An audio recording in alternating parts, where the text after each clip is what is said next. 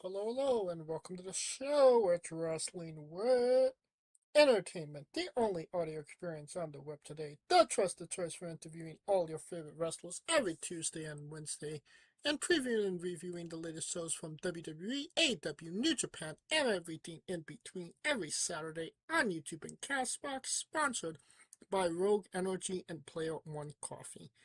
I'm, of course, your host, James J. Flying solo tonight.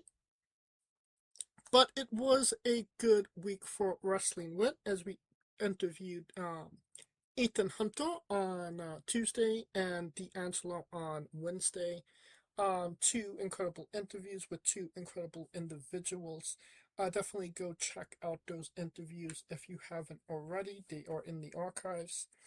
But always looking towards the future. This Tuesday, we have Shaq Jordan and another interview from the Chicagoland area.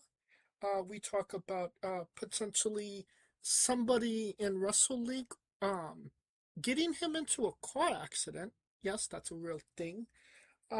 We talk about a match with Mustafa Ali. We talk about working for Mustafa as his security, as an extra. Um, we talk about working extra for WWE and getting pushed by Jacob Fatu. We have a good story about Minoru Suzuki as well.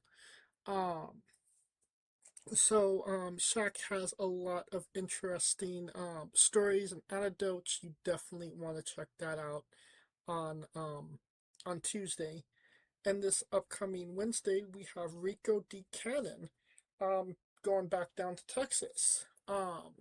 Rico is a part of Wrestling, which was headed by Sormo of Men on a Mission.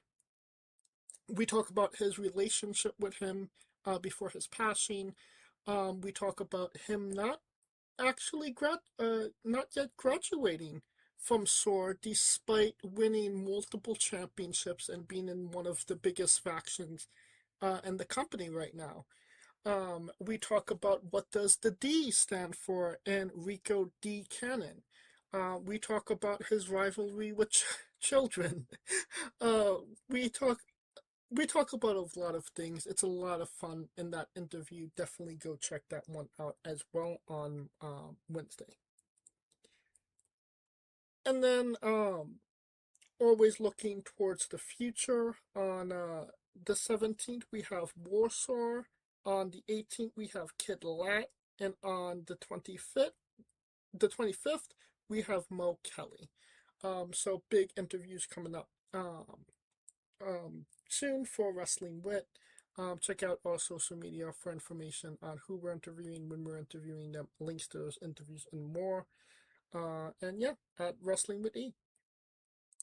Now that we're done putting ourselves over, well, never putting ourselves done putting ourselves over. James, yeah, I'm just talking to myself as right now.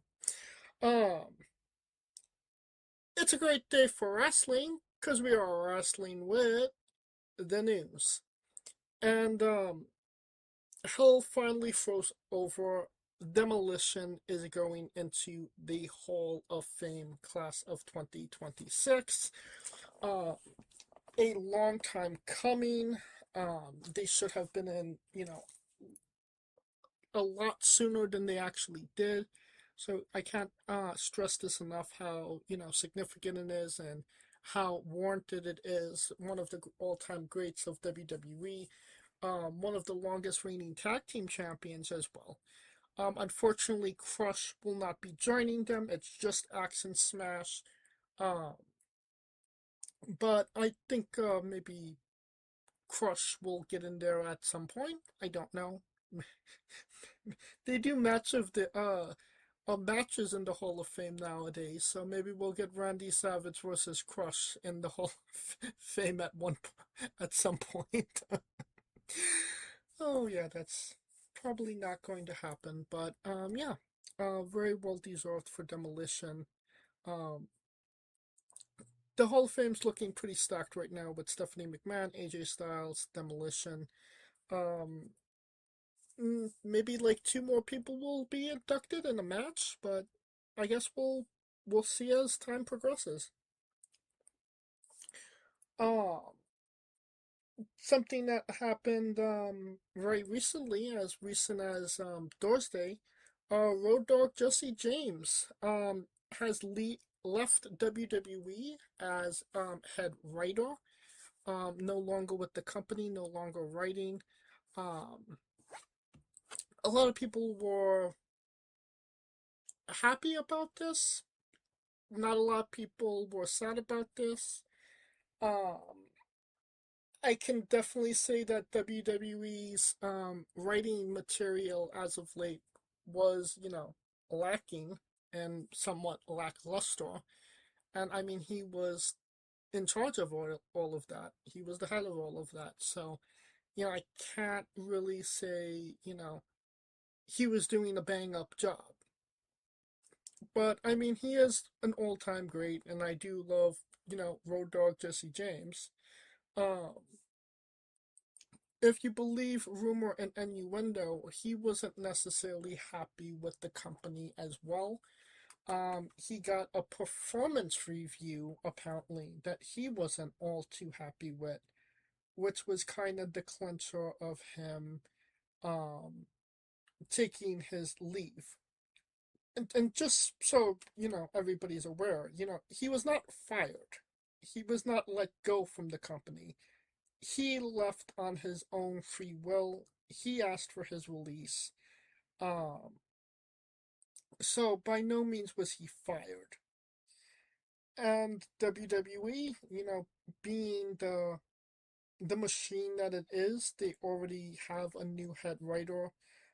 Alexandra Williams is your new head of WWE writing, creative, whatever you want to call it. Um,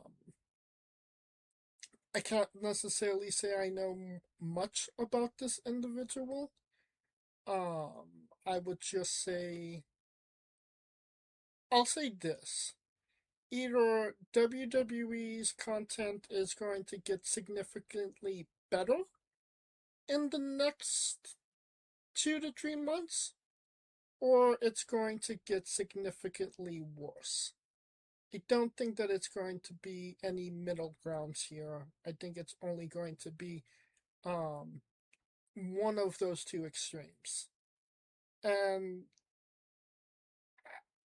if I had to make a if I had to make a bet, if I was a gambling man, which I'm not, I'm gonna say WWE gets worse at this point, not better. I mean, if you've seen WWE content as of late, um, there's a lot of what the fuck moments. And I think that's because they're trying to create what the fuck moments, but they're not good what the fuck moments. They're, why did you take these extra steps moments? Like for instance, last night on Friday Night SmackDown, Cody has won the WWE Championship from Drew McIntyre. Congratulations to Cody.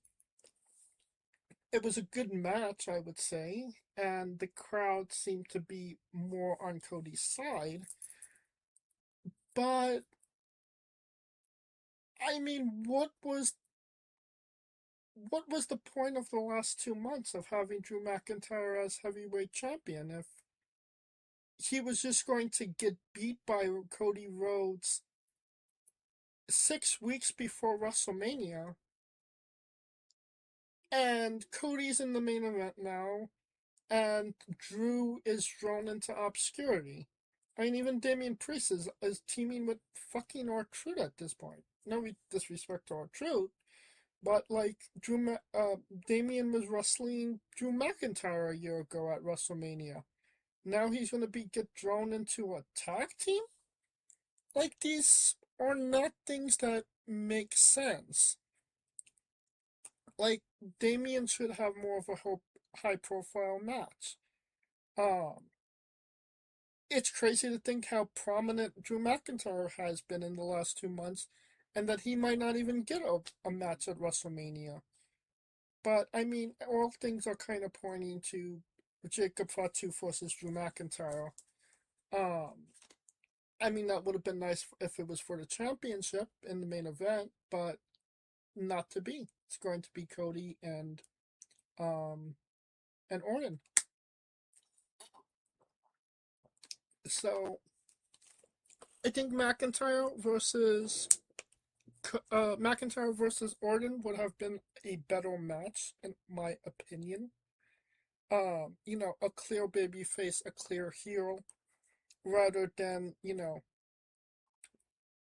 the tweener and, the default face of the company.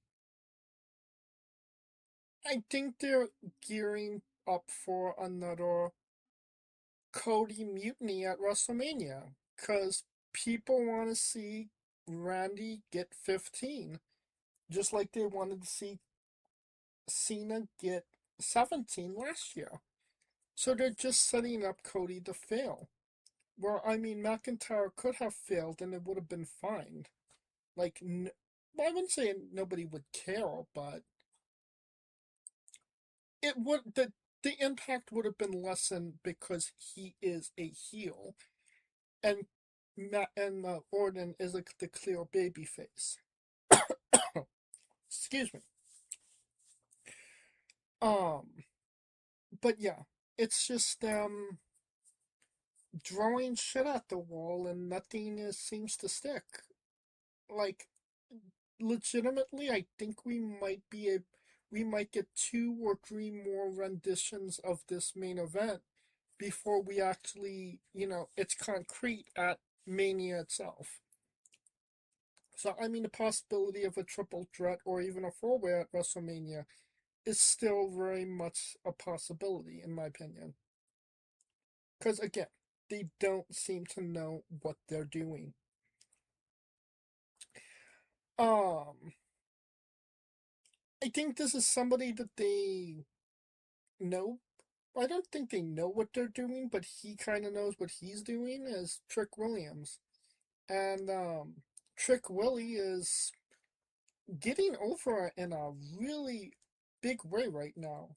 He's one of their hottest superstars, and I mean, he has the gab, he has that aura around him, and I mean, I could have made the argument that they could have gave him the main event of WrestleMania this year, and nobody would really bat an eye. But I digress. It seems like they want to put him against Sami Zayn at WrestleMania. They've been featured together quite often. You know, so it is kind of teased at this point. But like I said, Trick Williams, working as heel, but the crowd is responding to him from as a face. Sammy is going through some, emotional shit at this point. I don't know. But, last night on SmackDown, he asked Randy Orton, how do you just stab somebody in the back like that? Like he did at Elimination Chamber. And, Orton told them, you don't win 14 championships by being a nice guy. You gotta be selfish. Um, so one of the ideas I heard was getting bounced around is a double turn at Mania. Trick goes face, Sammy goes heel. Um, I mean, I think that would be the only reason I would accept a Sami Zayn victory if, he really fucks with Trick. Um, I don't hate the idea, honestly. I do like it. I do think that, Sammy needs a fresh paint of coat. Um, he's been still, for a significant amount of time, and he's definitely not going to be winning any championships in the current state that he's in. Um, and I think the crowd has staled on him as well. You know, believability is the biggest thing in pro wrestling, and if people don't buy what you're selling, then the odds are you're not going to be able to sell it. Well, I mean, he's struggling to sell things. Trick Williams is selling ice to an Eskimo, and the Eskimo is buying in bulk at this point. So, if they do turn Trick face, I like the idea, but I really am afraid of the execution. Because if Trick turns face, he needs to maintain what makes him cool, what makes him Trick Williams. All that really needs to change at this point is who he's wrestling. His attitude, his verbiage, how he's presented needs to stay the same. He only needs to change who he's directed at. And I think if they do that, they have lightning in the bottle, and it would not surprise me if he was main eventing SummerSlam this year. Maybe a King of the Ring, heavyweight championship at SummerSlam. One of the two nights.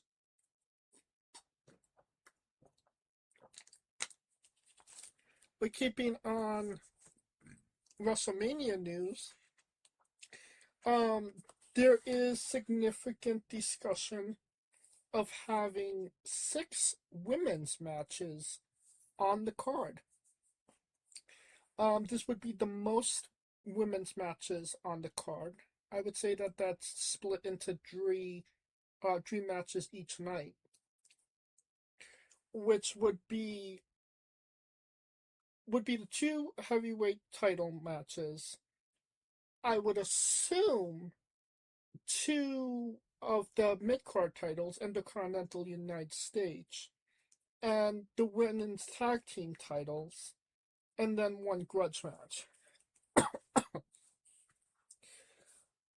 I'm not against the idea, but I do feel like the matches need to be there. They need to have a believability to actually be on the card. Obviously your main title matches are locked in. Liv and Stephanie, gonna be a big match for sure. Rhea and Jade, um, gonna be interesting for sure.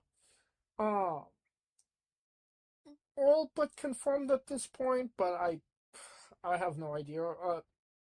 AJ and Becky, so that's 3 right there.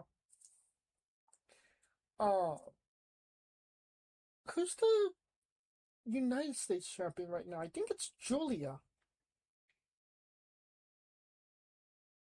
I would say that the only match that could get onto WrestleMania and be believable as a WrestleMania quality match or an attraction would have to be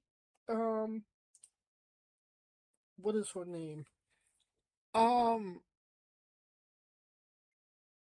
I'm blanking on her name. The one that's teaming with her right now, her manager or her woman's or Kiana James. I think if you do Kiana versus Julia, which I don't think 6 weeks is a proper enough time to actually build that match, that would maybe be something, but I couldn't necessarily tell you. I don't think I'm sorry, but she's not really that big of an attraction at this point, Julia. I mean, you could make a spectacle out of Chelsea Green to get Chelsea Green over because she's already won it twice, and I believe Julia beat Chelsea for her title as well. So maybe you could do that, but I mean, there's not a lot of options that would make that title interesting right now on the SmackDown side of things. And I mean, we have, the women's tag team championship match, which I mean, you could pack as many people as you need into that match. Charlotte and Alexa seem like they're already in there. Warriors might be, a factor. Um, who else? Uh, Lyra and Bailey. So I mean, there's not a lack of tag teams right now that could go for those titles. Pack them all in one match, good to go. As for the sixth, I have no idea what that could actually be. I mean, we could do a grudge match with Io, but nobody's really fucking with Io right now. So I'm not entirely sure where they would go with that. I mean, it's definitely not going to be, um, what is her name? Maxine Dupree and Natty, because that match is fucking useless at this point. Like, nobody fucking cares about Natty. So yeah. I suppose we'll see what happens there if we get another women's match out of it. I'm just struggling to think who would be a good grudge match right now. Um, Speaking of the women of WWE, um,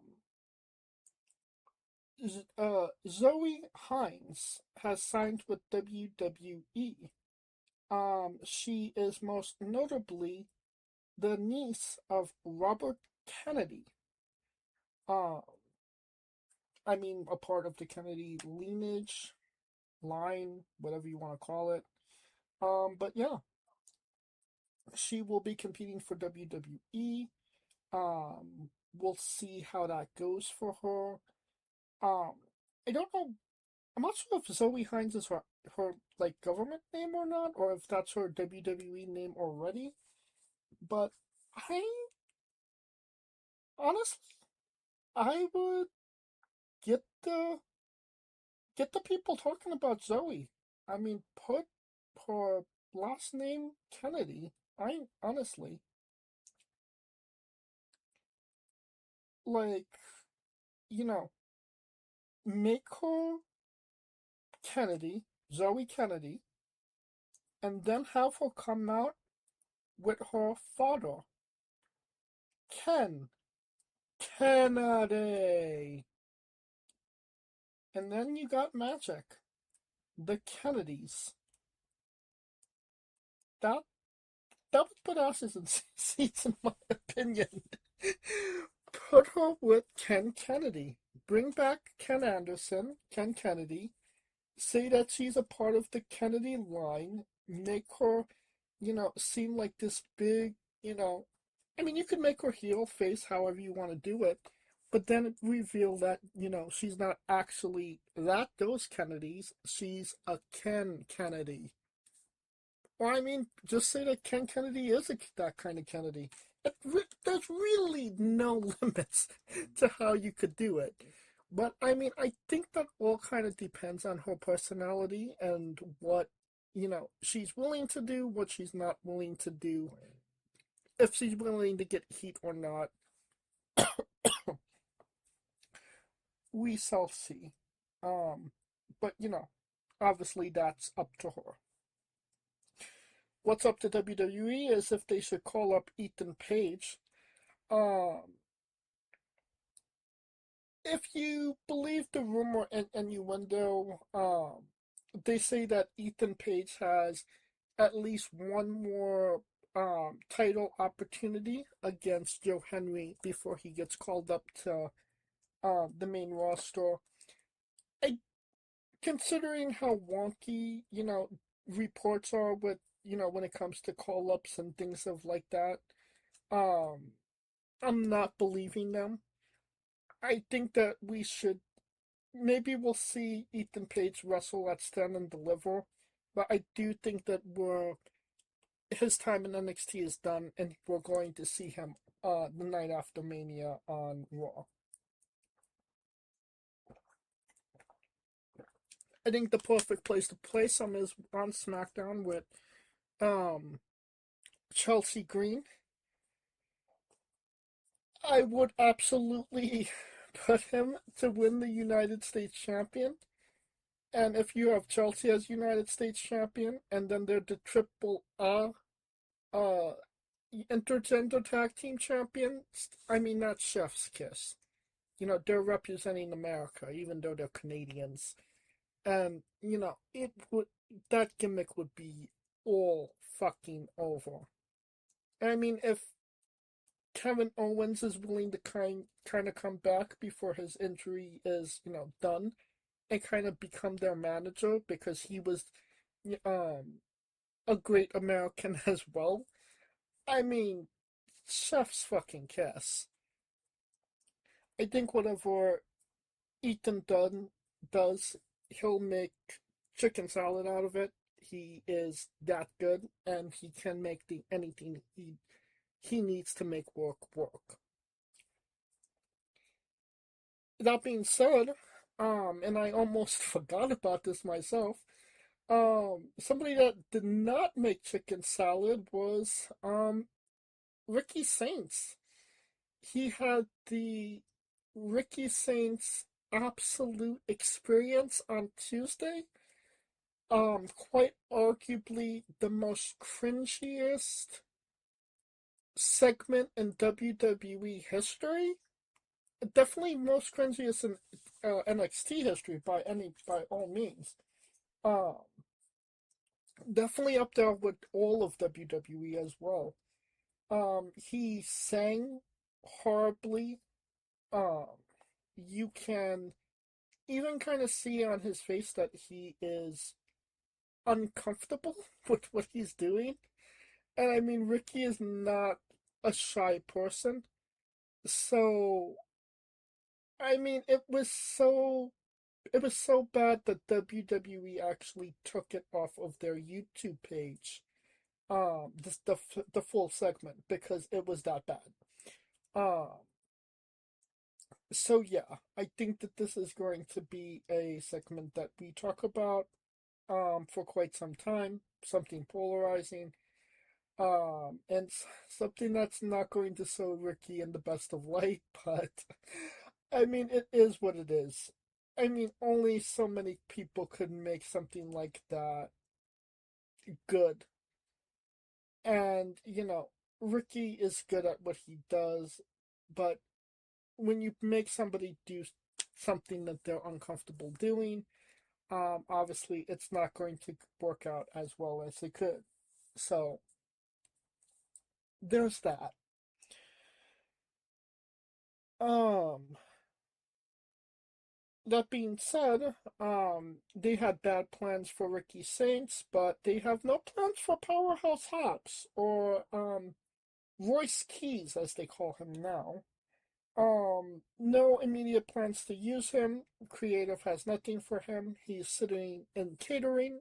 As you've heard on our interviews, catering is delicious, but I'm more than sure that's not where he wants to be.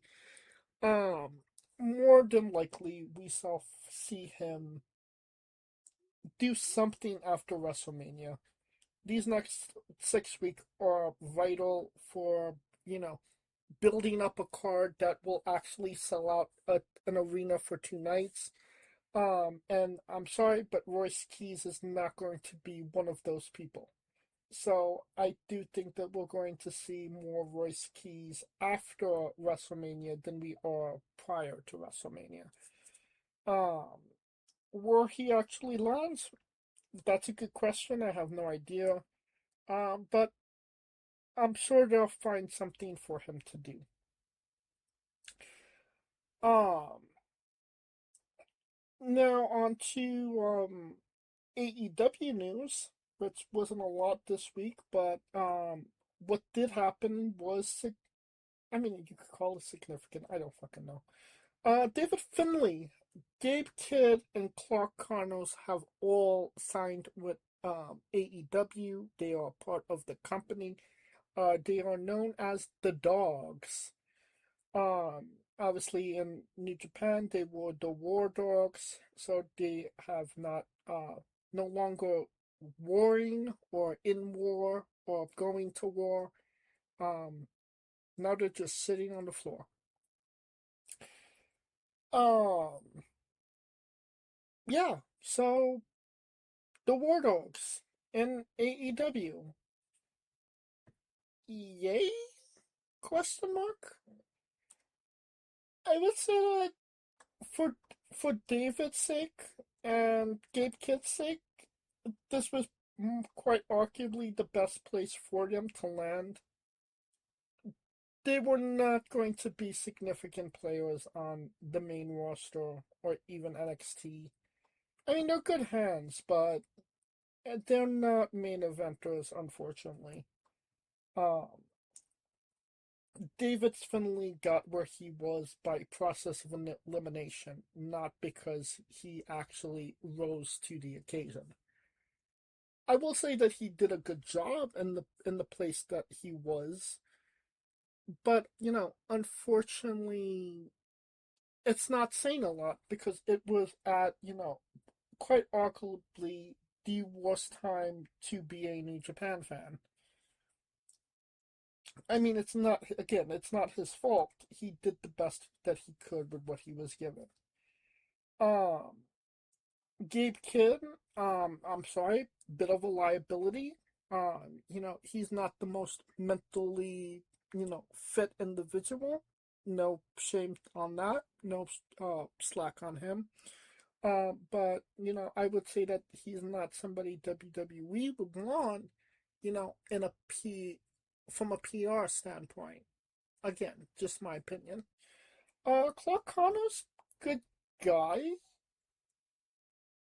Um, he's there, so maybe he could do something? Question mark. I mean, on his side of things, he just needs he just needs for me to remember who the fuck that he is, and I think he'll be okay.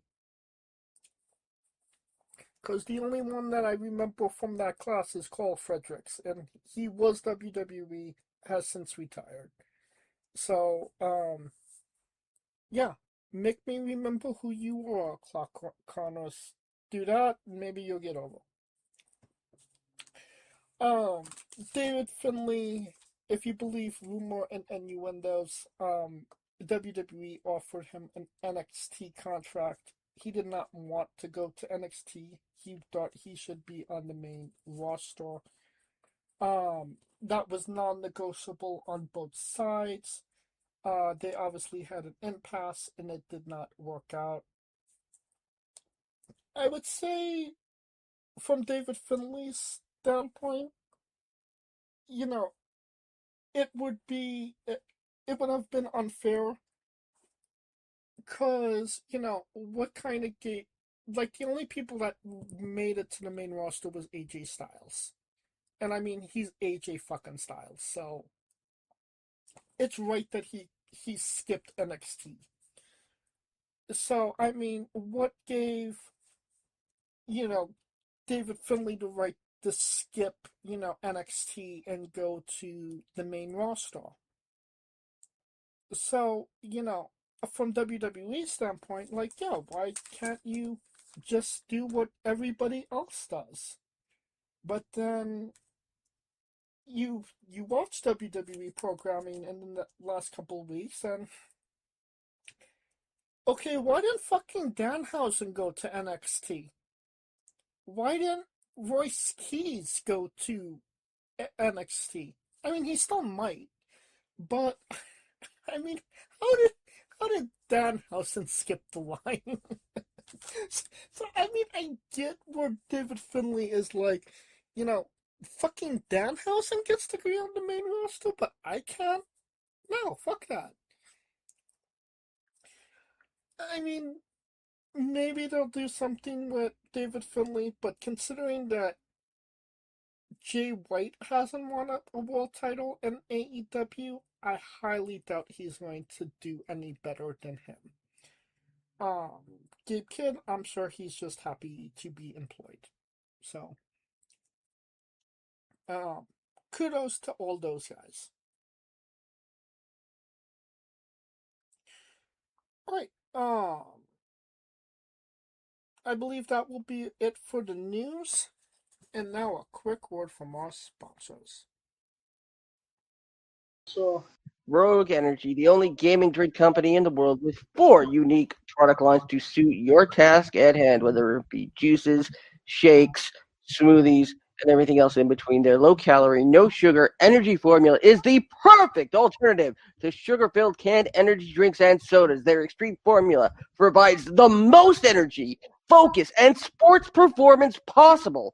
Their hydration line offers focus, ingredients without the added caffeine. Drink it anytime you're thirsty. And their shake formula is so delicious.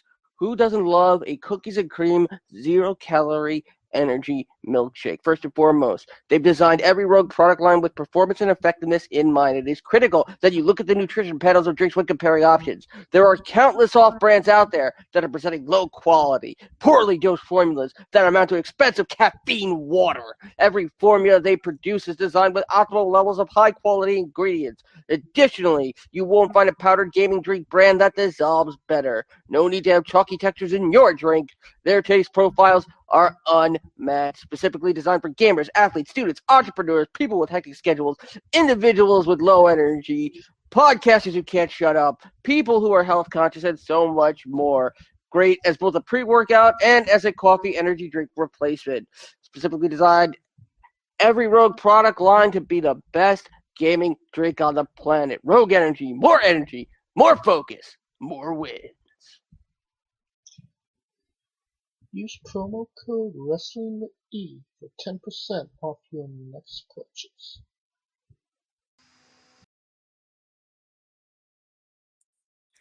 And we are wrestling with the WWE Elimination Chamber. It took place in Chicago, Illinois at the United Center. Attendance was 19,346. Despite those inflated WWE prices, does not deter the Chicagoan crowds. Yeah, they're still doing pretty well. And yeah, this was as WWE gets in the Triple H era. 4 matches, 1 segment. Funny how funny how we went from last year to this year, but I'll get into that when we get there. But yeah, it was an event to get to an event. It was okay. Um I felt for, a Chicago crowd, the crowd was pretty fucking dead. And that's weird because fucking CM Punk was on this card. And like these people were sitting on their hands.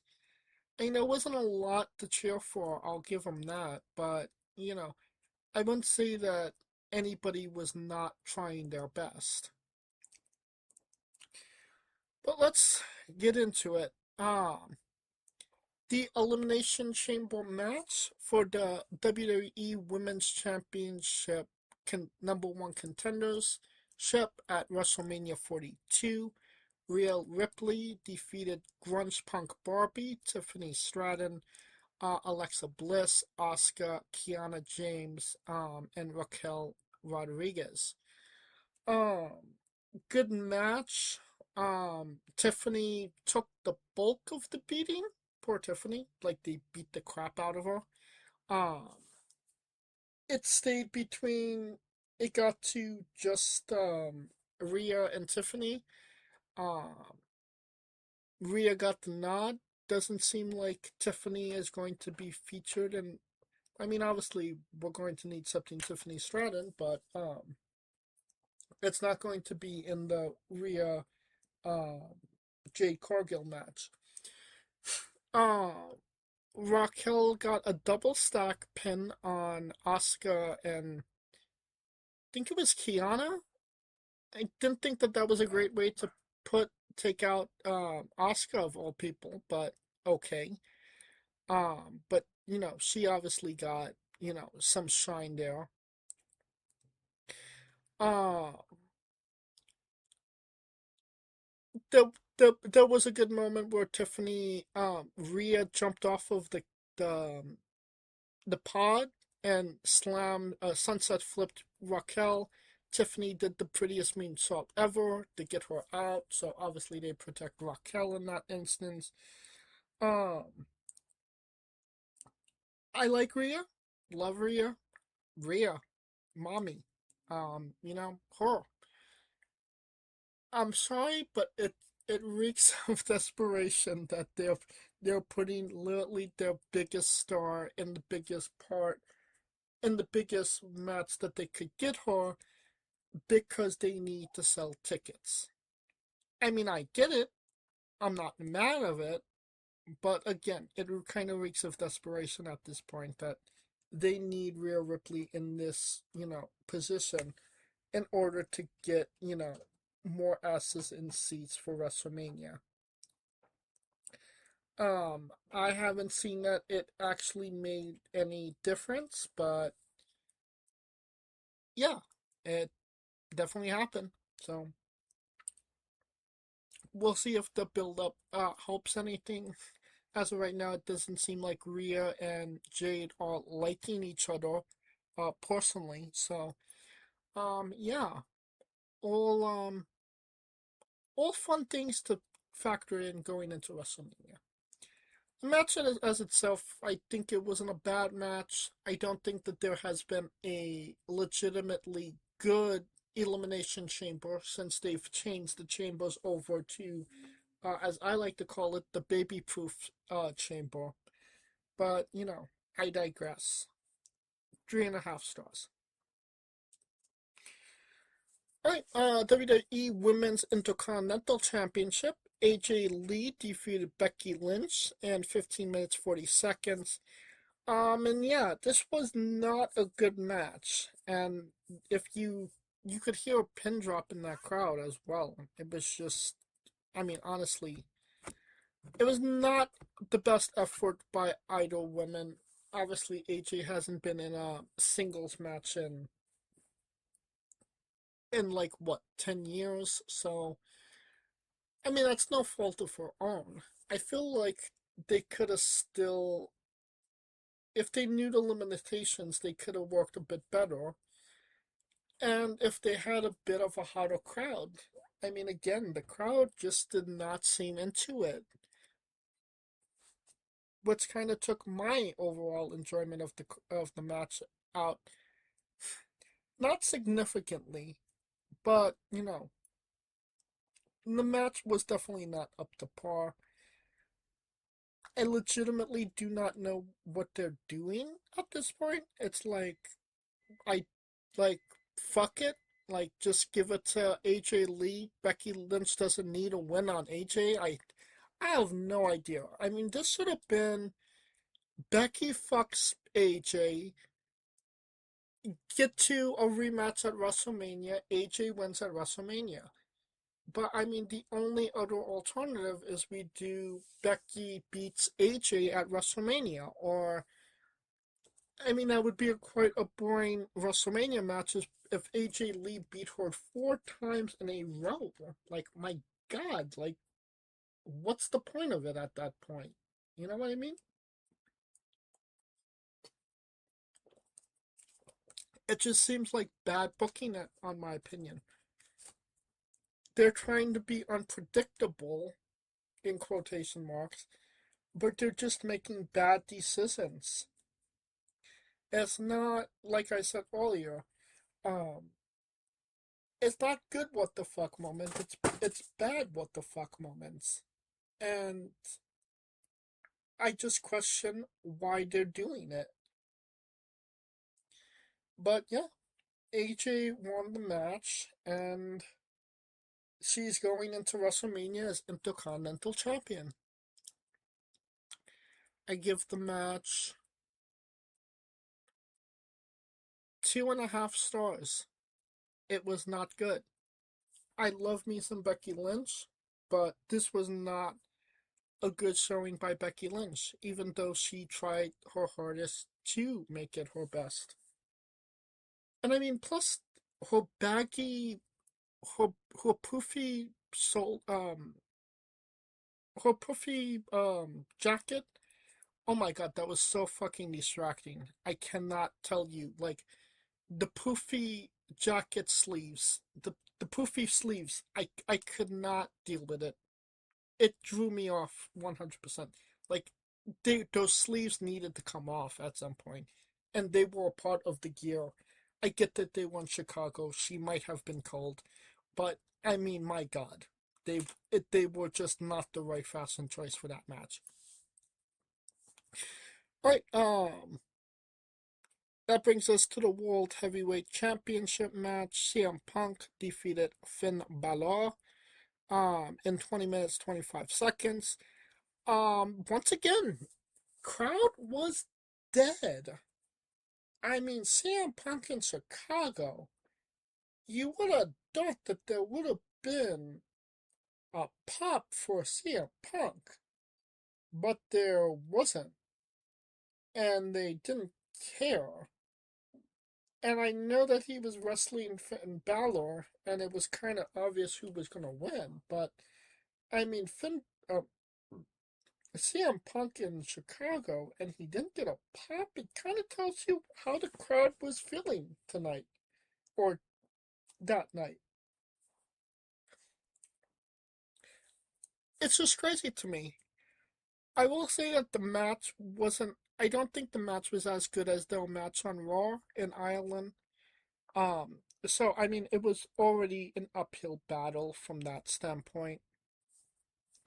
But I mean, they did what they needed to do. I suppose they got CM Punk on the card. That's what they needed to do. Balor gave him, a run for his money. I suppose, you know, theoretically, in storyline purposes. But yeah, this was not it. Um, Interesting to see that Finn Balor is taking more of a face standpoint since this match. He's already coming out to Catch Your Breath, his original NXT theme.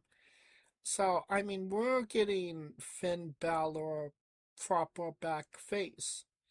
I don't know how that's actually going to go because I mean, people are really feeling dumb right now. So I might make the argument that they're turning Finn Balor heel by turning Finn Balor face, if that makes sense. But I mean, I'd say WWE knows what they're doing, but clearly they don't. So we shall see what happens there. CM Punk's obviously going up against Roman in a rehash of last year minus um, minus Seth Rollins. Um, didn't really like this match either. 2.5. I want to say 2 and 7/5. Let's do 2 and 7/5. It was it was better than the last match, but I don't feel like it deserves a 3. Maybe if Kaliko was here, I would be willed or compelled to give it a 3. But since he's not, 2 and 7/5. All right, now we ask, what's in the box? What's in the box? Coffin was in the box, and out of the coffin came vampire dancers, and then a one fucking Danhausen. Danhausen has skipped the line, has not, did not go directly to NXT. He is on the main roster. Um, he was accompanied, like I said, by vampire dancers that danced. He presented Michael Cole with a jar of teat. He got in the ring, danced for maybe 30 seconds, if that. Um, a poof of smoke, lights go down, and he's out. And the crowd could not give less of a fuck. Again, a bad Chicago crowd. And I can't even believe I'm saying this. Chicago had a bad crowd. Like, they didn't. I mean, of all places, I would have thought Chicago would have been where Danhausen would get a pop. He's fucking from Chicago. And nothing. Crickets. And by the end of the segment, he was getting booed. One person literally screamed, "Worst surprise ever." Which is kind of Danhausen if you think about it. I think a lot of people were expecting Chris Jericho. And I mean, that's fine. But it's not WWE's fault for your expectations. I mean, there was no tease that it was going to be Y2J or Chris Jericho or anything. They said there's a box. It's gonna be opened on Elimination Chamber, and that was literally it. And um, I guess Jim Cornette's a liar because if you come out of a box, you're immediately over. And Danhausen was not over. He was um the opposite of over. People did not like him.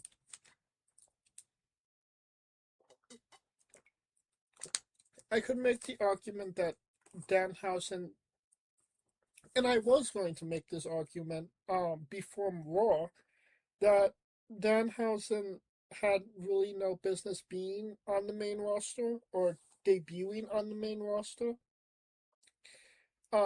He fits with NXT right now, and he would have gotten a good, nice little pop if he got to NXT.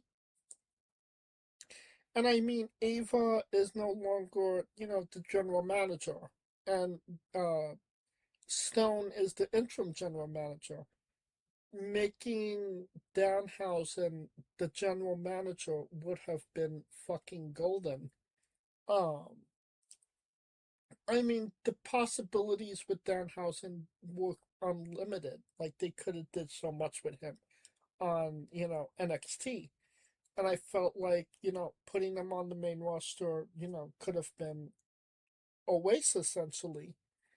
But, being Danhausen, he disproved me wrong.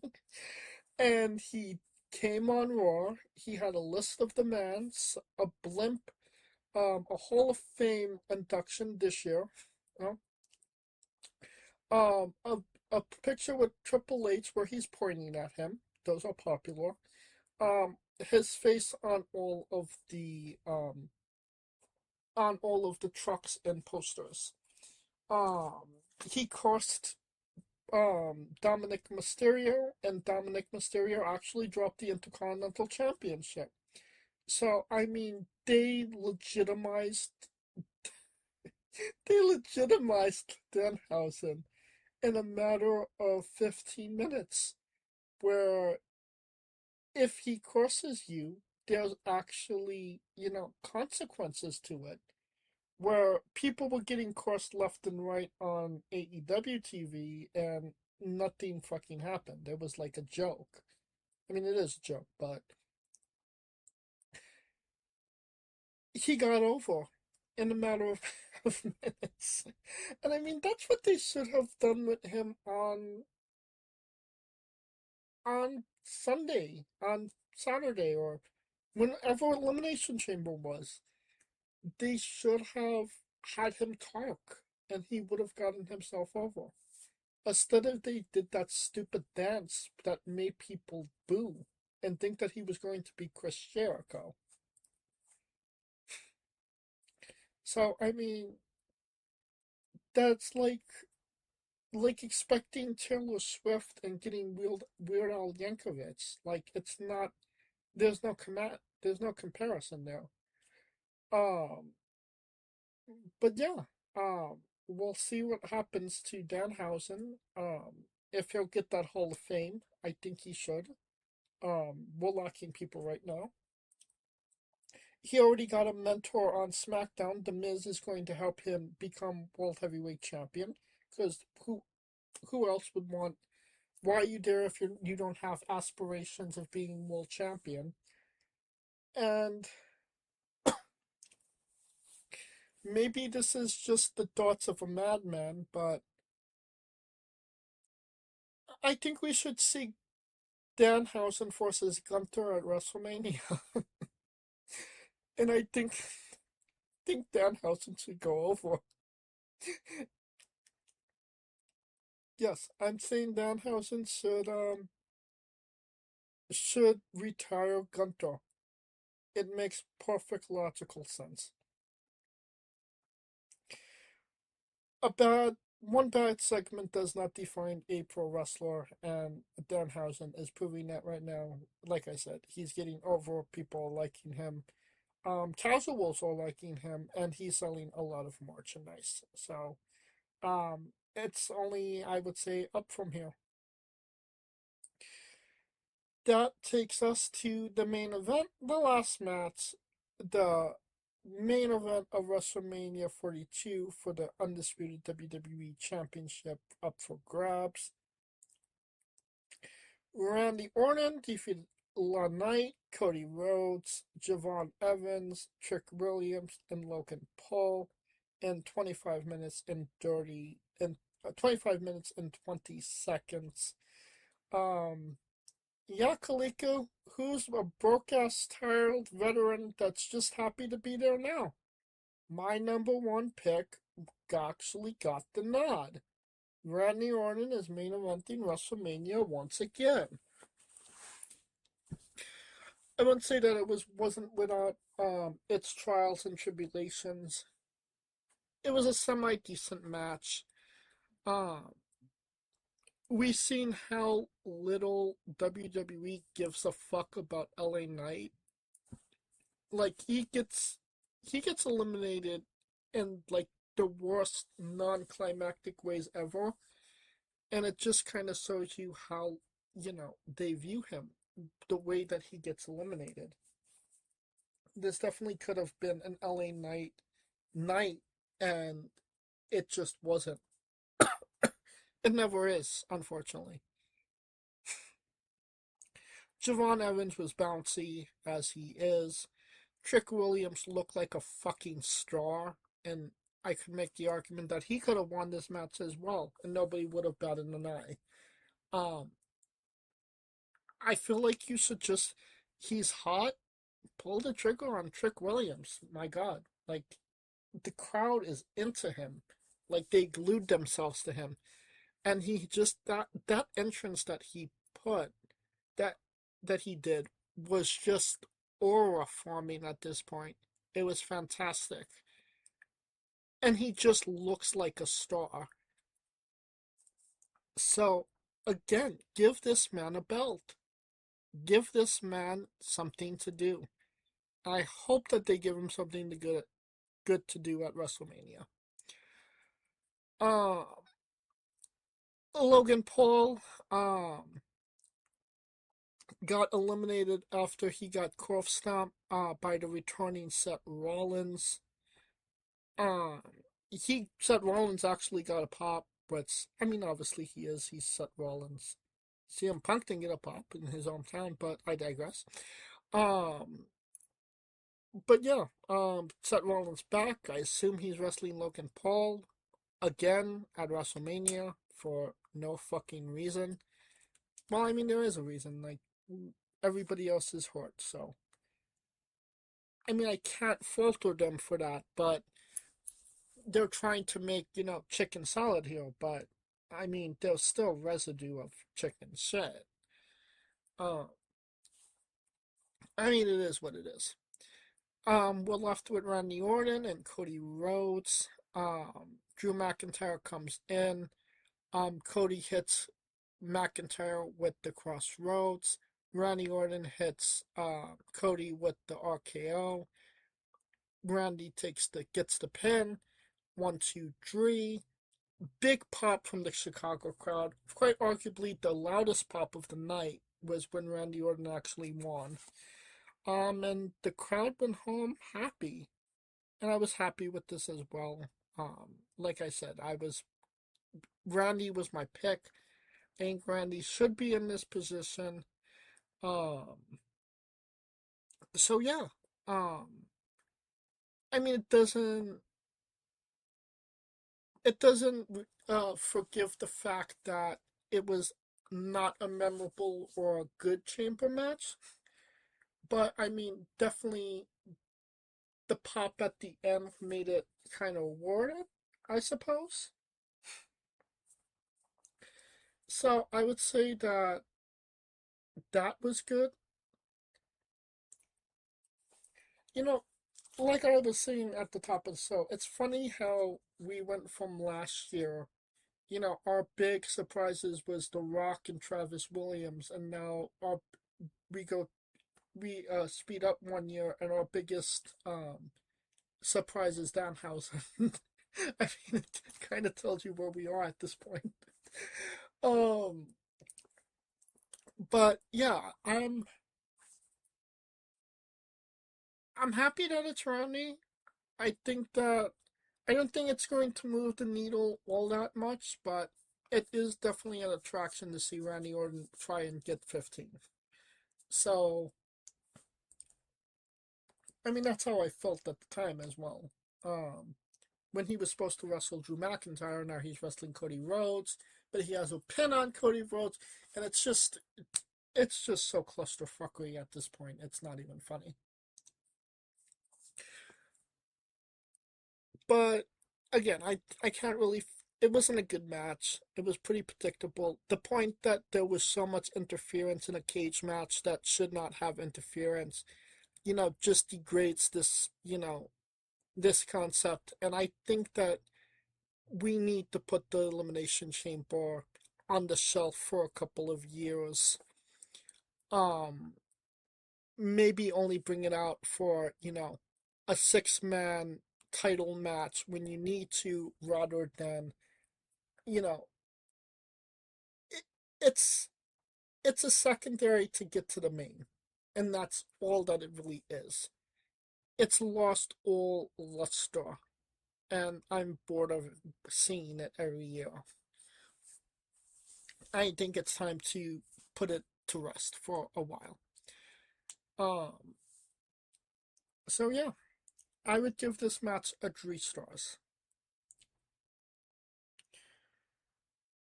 All right.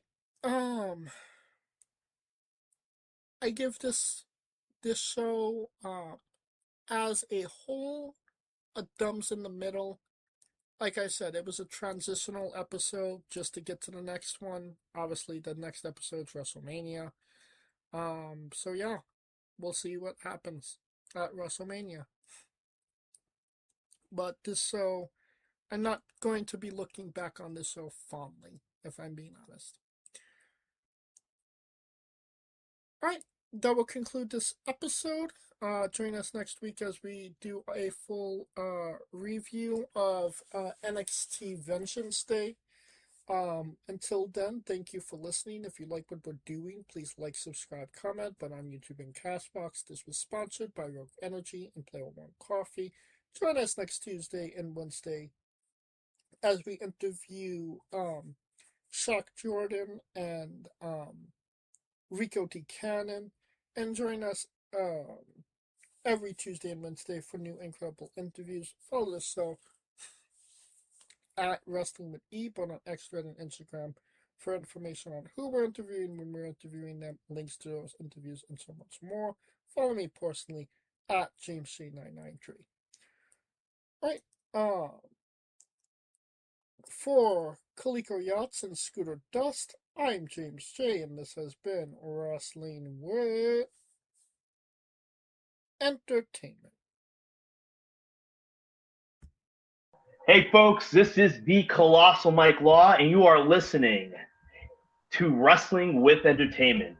Enjoy the show, support these guys. We appreciate it very much. We'll see you at ringside.